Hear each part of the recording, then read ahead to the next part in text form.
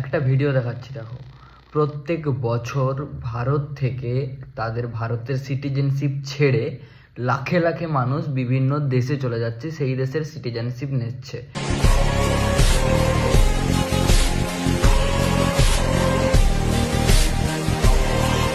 এর সাথে কয়েকটা ডেটা দেখো, যে প্রত্যেক বছর 2020 থেকে শুরু করে 2024 অবধি বা 2019, 15, এই প্রত্যেক বছর কত লক্ষ লক্ষ মানুষ কোন কোন দেশের জন্য চলে যাচ্ছে শুধুমাত্র ইন্ডিয়া ছেড়ে বা ভারতের সিটিজেনশিপ ছেড়ে, এবং তারা একটা ভ্যালিড রিজন তাদের কাছে নিয়ে যাচ্ছে বা ওই কারণটা দেখিয়ে তারা ভারতরা ছাড়ছে।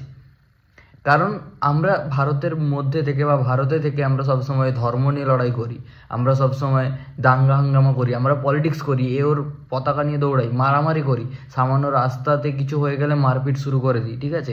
পাড়া প্রতিবেশীদের মধ্যে কিছু হয়ে গেলে মারপিট শুরু করে দিই। গ্রামের দিকে একটা ছাগল তার একটা চাষের জমির কিছু খেয়ে নিলে মারামারি, দাঙ্গা, পুলিশ কেস হয়ে যায়। বাট আমরা ভারতের মধ্যে ভারতের যে বাইরের ব্যাপার, নিজের কুপমণ্ডুকতা মানে নিজের এরিয়া ছেড়ে বেরিয়ে বাইরের যেটা সরকার আমাদের ওপর চাপাচ্ছে, সেটা আমরা কেউ দেখছি না। ট্যাক্স প্রত্যেক দিন বাড়তে থাকছে, ওষুধের দাম প্রত্যেক দিন বাড়তে থাকছে, রাস্তায় বেরোলে গাড়ি চাপা পড়ে মরতে হচ্ছে, রাস্তাতে এত গাড্ডা থাকে, রাস্তাতে এত গর্ত থাকে যে চকচকে রাস্তার উপর তুমি গাড়ি নিয়ে যাচ্ছ, কখন হড়কে নিচে পড়ে যাবে তার কোনো গ্যারেন্টি নেই। রাস্তায় চলতে গেলে কখন তোমাকে ঠুকে দিয়ে পিছিয়ে দিয়ে চলে যাবে তার কোনো গ্যারেন্টি নেই। সেই সব সেফটি কেউ নিচ্ছে না, এই কারণগুলো কেউ দেখছে না। আমরা শুধু নিজেদের মধ্যে খালি ঝামেলা করতেই ব্যস্ত, আর নিজেদের মধ্যে খালি একটুখানি চুলকানি দিল সরকার আর মিডিয়া, তাতে চুলকে চুলকে মরে যাচ্ছি। বাট আলটিমেটলি যেগুলো মেন রিজন, মেন ইস্যু, যার কারণে এতজন মানুষ ইন্ডিয়া ছেড়ে চলে যাচ্ছে বিদেশে, সেগুলো আমরা কোনো নোটিসই করছি না। আমরা তো খুব আনন্দে আছি, এইসব চুনোপুটির মতো দাঙ্গা হাঙ্গামা করে আমরা খুব আনন্দে আছি, কিন্তু কত যে লক্ষ লক্ষ মানুষ ইন্ডিয়া ছেড়ে চলে যাচ্ছে এবং তারা হ্যাপিলি যাচ্ছে, কারণ দেখিয়ে যাচ্ছে। ওই সবসময় ভারত মাতা কি জয় বা ভারতের মানে গুণগান করতে করতে, অবশ্যই ভারত ভালো দেশ, বাট ভালোর পেছনে যে খারাপটা আছে, যেই হোলগুলো আছে, সেগুলো তো ঠিক করতে হবে, সেগুলো নিয়ে কথা বলতে হবে। সেগুলো নিয়ে তো কেউ কথা বলে না।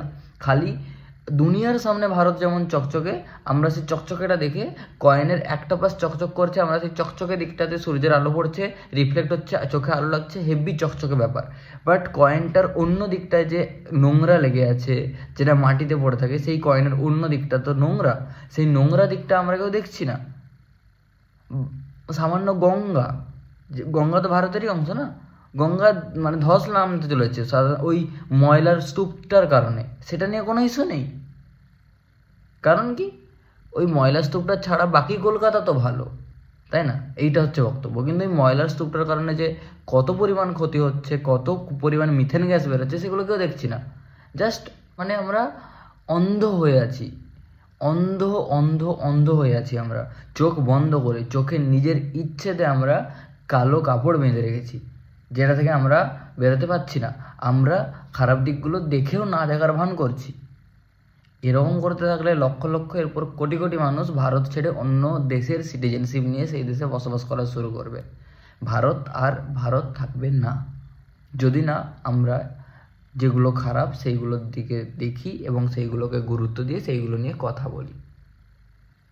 আশা করি বুঝতে পেরেছো, বা আশা করি বোঝাতে পেরেছি। না বুঝতে পারলে বা না বোঝাতে পারলে তুমিও গান্ডু, আমিও গান্ডু। Thank you.